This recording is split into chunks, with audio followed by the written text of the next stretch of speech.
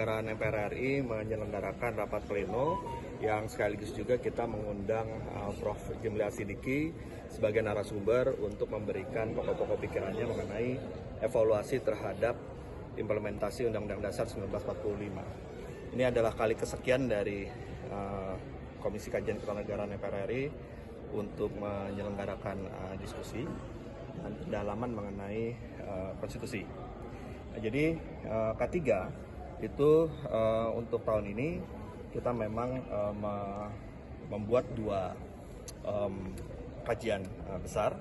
Yang pertama kita mengkaji mengenai TAP MPR nomor 1 tahun 2003, dan yang kedua kita melakukan kajian terkait dengan evaluasi secara menyeluruh Undang-Undang Dasar 45 ya, dalam hal adanya ide dan gagasan untuk melakukan perubahan kelima ya terhadap Undang-Undang Dasar 45. Nah, untuk tahun ini kami dari K3 itu mempersiapkan sebuah masukan untuk Ketua MPR RI, pimpinan MPR RI, agar dapat disampaikan nanti pada saat acara pidato kenegaraan ya, Presiden ya, dalam agenda MPR, di mana saat ini kami sedang mempersiapkan kajian terhadap dua TAP MPR, yaitu TAP MPR nomor 11 tahun 98 dan TAP MPR nomor 8 tahun 2002 kalau tidak salah ya, yang terkait dengan anti KKN dan rekomendasi mengenai pemberantasan korupsi. Kami berharap agar pimpinan MPR dalam kesempatan tersebut bisa menyampaikan semacam peringatan kepada seluruh rakyat, seluruh bangsa, seluruh komponen kebangsaan, seluruh lembaga-lembaga negara, bahwa saat ini kita harus membenahi diri kita ya, untuk memperhatikan bagaimana negara kita benar-benar bebas dari praktek korupsi, kolusi dan nepotisme sebagaimana yang sudah diamanatkan oleh TAP MPR. TAP MPR ini kan amanat dari reformasi ya. Tentu kita berharap reformasi yang dahulu diperjuangkan itu menciptakan suatu hasil yang nyata.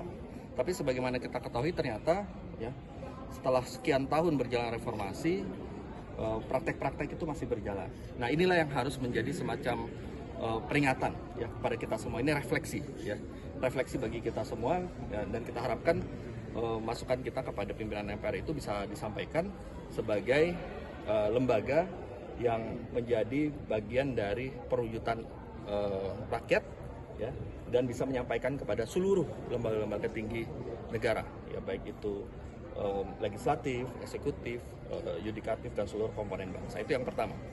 Yang kedua, ada ide dan gagasan mengenai usulan untuk melakukan amandemen terhadap Undang-Undang Dasar, amandemen kelima. Ya. Tentunya kami di Komisi Kajian Ketatanegaraan juga melakukan kajian terhadap hal tersebut. Namun kita berharap ya, apabila ada gagasan untuk amandemen, maka gagasan itu juga harus melibatkan partisipasi rakyat seluas-luasnya. Nah, karena itu sebelum kita memutuskan untuk melakukan amandemen, alangkah baiknya agar di tengah-tengah publik, di tengah-tengah masyarakat dilakukan terlebih dahulu evaluasi. Jadi dasarnya bukan soal kita ingin melakukan perubahan, kemudian perubahan ini dicarikan argumentasi. Bukan seperti itu kan kebalik ya. Kita berharap kita lakukan evaluasi. Dari evaluasi inilah kemudian kita bisa menilai ya, apakah kita butuh perubahan atau tidak, ataukah jangan-jangan hanya di tingkat undang-undang yang harus kita perbaiki ya. Kalaupun kita melakukan perubahan pada hal-hal apa saja ya, terkait dengan apa yang menjadi permasalahan-permasalahan yang timbul di tengah masyarakat, untuk kita kemudian lihat ada solusi yang kita bisa lakukan di dalam perubahan Undang-Undang Dasar untuk jangka yang sangat panjang. Nah, jadi oleh karena itulah maka kami dari Komisi Kajian Ketatanegaraan saat ini sedang mempersiapkan suatu mekanisme untuk kita ingin mengajak kampus-kampus, akademisi-akademisi untuk bersama-sama kita melakukan evaluasi terhadap implementasi UUD 45 ya. kita akan meminta ya kampus-kampus ini membuat satu masukan tertulis, termasuk juga akademisi. Nah, hari ini kita mengundang Prof. Jimli. Ada beberapa ide dan gagasan yang disampaikan oleh Prof. Jimli mengenai usulan-usulan untuk melakukan amandemen kelima ini, yang tentunya nanti akan menjadi bagian dari kajian kita. Bahkan tidak hanya di tingkat akademik saja, kita juga berharap jika memang ada ide dan gagasan untuk melakukan amandemen, maka ini harus menjadi diskursus bersama. Saya membayangkan masyarakat ketika memang kita ingin melakukan evaluasi konstitusi, itu membicarakan soal konstitusi di warung-warung kopi, di dalam tanda kutip tongkrongan anak muda, di podcast. Nah, jadi diskursus evaluasi konstitusi ini benar-benar terjadi di kalangan masyarakat. Nah, itulah yang menurut saya bisa menjadi momentum konstitusional untuk menjadi dasar alasan apabila kita ingin melakukan amandemen kelima. Kenapa? Karena waktu kita melakukan perubahan Undang-Undang Dasar tahun 2002 itu kan punya momentum konstitusional, namanya gerakan reformasi, ya kan? Karena ada tuntutan masyarakat yang sangat besar dan ada problem kenegaraan yang sangat mendasar, maka salah satu bentuknya adalah kita lakukan perubahan konstitusi. Nah, oleh karena itu sekarang kita harus ada momentum konstitusionalnya. Karena kalau tidak ada momentum konstitusionalnya, nanti amandemen ini hanya amandemen keinginan elit politik semata, ya, karena ada kebutuhan elit, maka kemudian ada dorongan untuk melakukan amandemen. Kita tidak berharap seperti itu. Jadi momentum konstitusionalnya harus tercipta.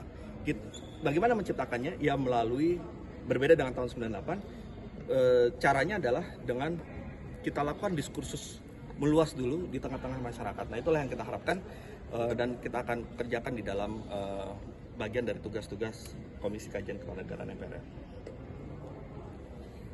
Cukup? Untuk menjadi bagian dari diskursus itu di tengah isu yang banyak ini, apa strateginya untuk membuat jadi diskursus? Ya, pertama tentu kita akan menggalang beberapa masukan dari akademisi, termasuk juga kita sedang membicarakan melakukan komunikasi dengan beberapa kampus, ya, agar kampus pun sudah mulai masuk kepada isu konstitusi, isu evaluasi konstitusi, ya. Sehingga di setiap program-program kuliahnya, di setiap program-program kajiannya itu juga mulai memasukkan ya pertanyaan-pertanyaan mengenai bagaimana implementasi konstitusi pasca amandemen saat ini, apa yang harus kita lakukan terkait dengan itu, apa problemnya dan apa yang bisa kita lakukan.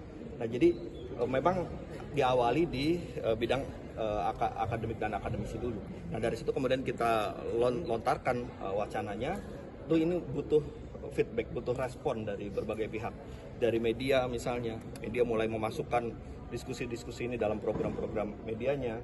Kemudian kita ajak anak-anak muda misalnya dengan memanfaatkan sosial media untuk mulai melihat konstitusi sebagai suatu hal yang penting untuk menjadi panduan hidup kita, apakah dia sudah optimal atau belum dan apa yang harus kita evaluasi dari hal tersebut. Jadi memang kita melemparnya wacana, ya, karena kan kita punya keterbatasan juga dari Komisi Kajian Kewarganegaraan.